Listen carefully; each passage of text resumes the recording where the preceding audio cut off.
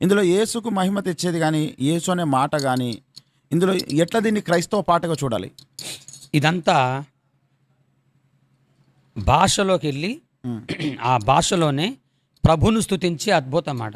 నెట్ల దేకమం ఇవన్నీ ఈ భాష అర్థమైనటువంటి మన ప్రతి కులానికి, మన కుల పెద్దలారా, మన కులస్తులారా అందరికి అర్థమన్నమాట. మసిరిగాలు, మంకరగాలు, పింగిరిగాలు, మగవాళ్ళు, ఆడవాళ్ళు, పిల్లలు ప్రతి ఒక్కరూ వచ్చి యేసు ప్రభు సన్నిధిలోకి వస్తే ఆనందం, సంతోషం కలిగిద్దని దీనికి అర్థం. ఓకే, అంటే పాట మొత్తం అర్థమా? ఇంకో కొన్ని చరణాలు అర్థమా? చరణాలు. ఈ పాటలో ఎన్ని చరణాలు ఉన్నాయి? రెండు చరణాలే, ఒక పల్లవంది. ఒక పల్లవి, 2 చరణాలు. కోయారే కోయకంటే ఆనందం. ఇప్పుడు కోయ్ కోయ్ అంటే ఏంటి? కోయ్ కోయ్ అంటే ఏంటి? ఆనందం. ఆనందం, ఆనందం, సంతోషం.